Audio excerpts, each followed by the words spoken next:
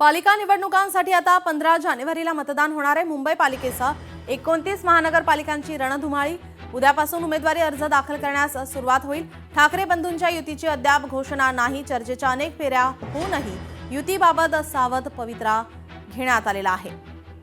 15 जागेचा तिढा सुटल्यानंतर युतीची घोषणा होण्याची शक्यता, मात्र युती होणार असा विश्वास या ठिकाणी खासदार संजय राऊत यांच्याकडून व्यक्त करण्यात आला। पालिका निवडणुका 15 जानेवारीला मतदान होणार आहे।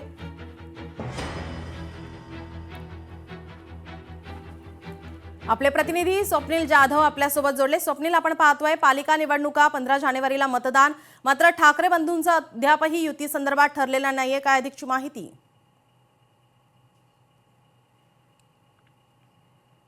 नक्कीच मुंबईसह 29 महानगरपालिकांच्या निवडणुका या 15 जानेवारीला होणार आहेत। मतदान प्रक्रिया 15 जानेवारीला पार पडणार आहे। मात्र उद्यापासून उमेदवारी अर्ज दाखल सुरुवात होणार आहे। एकूण अद्याप ठाकरे बंधूंची युती घोषणा कधी होणार हे अद्याप कळत नाहीये, कारण सर्वांचं लक्ष या युतीकडे लागलेलं पाहायला मिळतंय। मात्र येत्या 2 दिवसात कोणत्याही क्षणी ठाकरे बंधूंच्या युतीची घोषणा होईल। जागा वाटपासंदर्भात पूर्ण चर्चा झालेली आहे।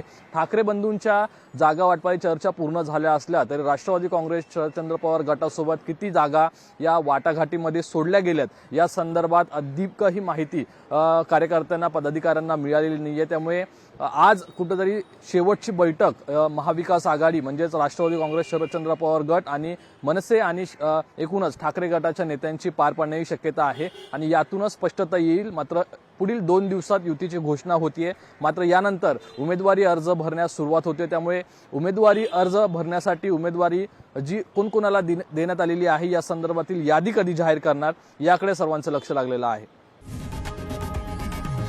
लोकशाही मराठी ऐका, पहा, जागरूक रहा।